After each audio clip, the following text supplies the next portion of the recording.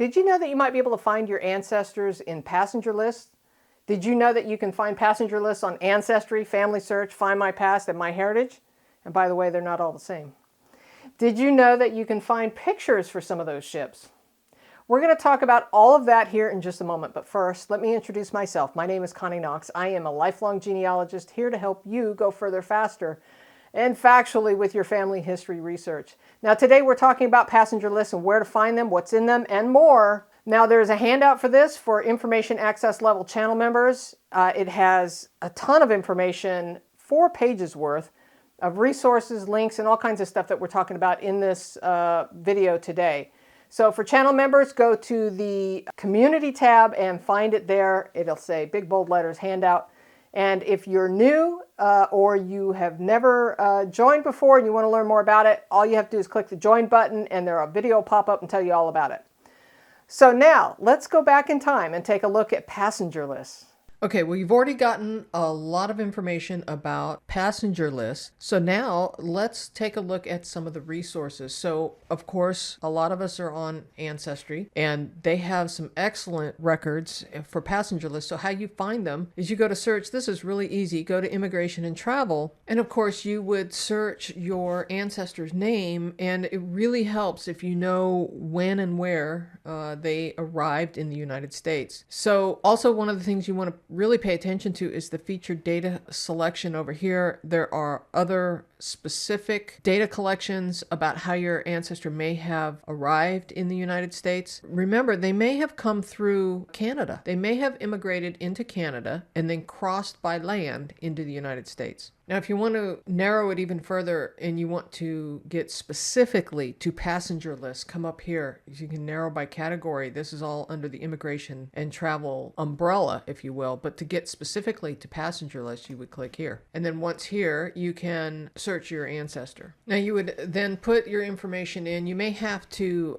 go back and edit the search a couple times to get the name just right. For example, her maiden name did not have Madsen. It pre-populated with my ancestor's name in here, but you really want to try and get the name at birth, especially if they're children coming over. If they are married at the time, then perhaps you search both maiden name and married name. It just depends on the passenger list as to whether they're using maiden name or married name. And then you hit search and you come up with your results, and you can, in many cases on Ancestry, you can take a look at the image, and here she is as a child. Turns out she ends up being Frances Johnson in the United States, but she is Francisca Jensen coming over. Some of these images are really hard to see, but they are really fun to take a look at. So that is Ancestry. Okay, so at FamilySearch, what you do is you hit the search and you want to search records. So you fill in the information,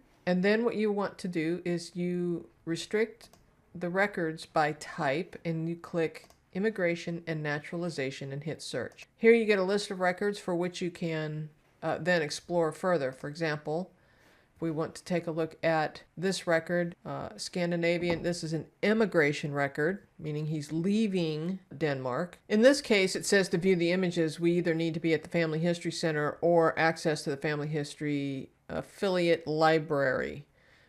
So in this case, we cannot get any more information, but this is probably enough information to determine whether this is your ancestor. You would still want to chase down the original image so that you can determine who this person traveled with. Another great resource is at the Statue of Liberty Ellis Island Foundation. Now here you can search your records as well. I have done a complete video on how to do this with Jackie Schock. She is awesome. She is the director over there, and she did an interview. I will leave a flag on the screen for you, as well as at the end of this video. She's awesome, and she goes through that. But briefly, once you click on this button, it takes you over here, and you can insert your ancestor's name, and you can use different filters. So you can say it contains, or it's an exact match, or it's a close match. It sounds like alternate spellings, and last name as first. There's also a narrow your search wizard. So for more information about how to search here at the Statue of Liberty Ellis Island Foundation, that whole website is on another video. Now, a lot of these records, if not all of them, are also on Ancestry. The National Archives also has a searchable database online. it is right here. And a lot of these records, you know, you're going to find crossover in different places. The access to the archival database, which you see right here, if you scroll down, if you click on this, it's going to take you just down to the bottom of this page here. And so you can access the archival database right here. And when you click on that, it takes you over to this website. And here you can actually search a lot of different things over at the National Archives. You've got wars and places and private sector. And so if you want passenger lists, they're right here. So clicking through to passenger lists, you would then have to kind of narrow your search as to which specifically that you're looking for. So scrolling down just a little bit, it looks like they have 4 major sets here. Data files relating to immigration of Russia to the United States from 1834 to 1897, records of passengers who arrived at the port of New York during the Irish famine. Okay, so there's some very specific records here. Immigration of Germans to the United States and immigration of Italians to the United States. So we've got some very specific record collections here. So if that is of interest to you, take a look there. During my research, I discovered that the Pennsylvania Historical and Museum Commission has its own website and its own set of passenger lists. And so you can dig through here and take a look at passenger lists that recorded the arrival of continental Europeans, chiefly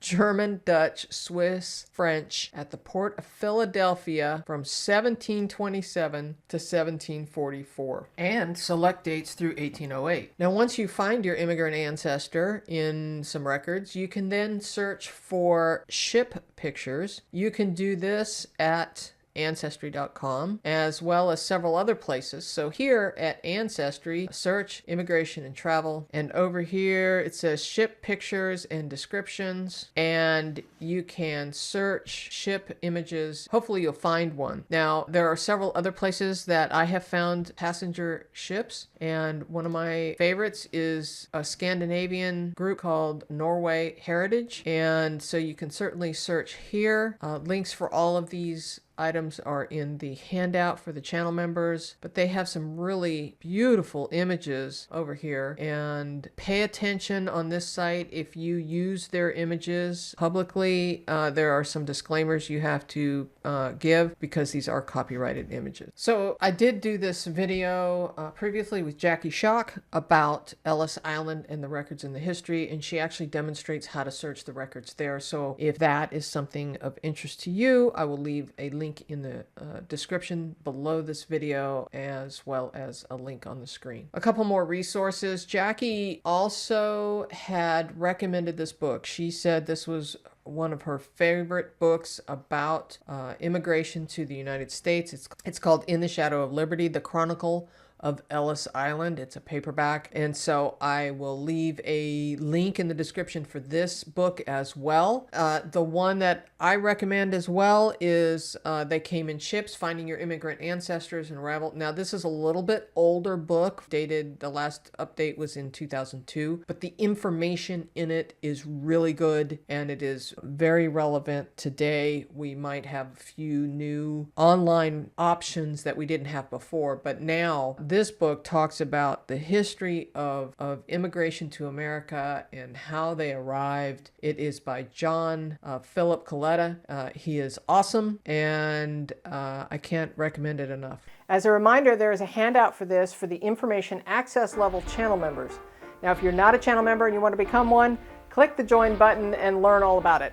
All right, there is more information on the screen for your binge watching pleasure. So we'll catch you next time. Bye.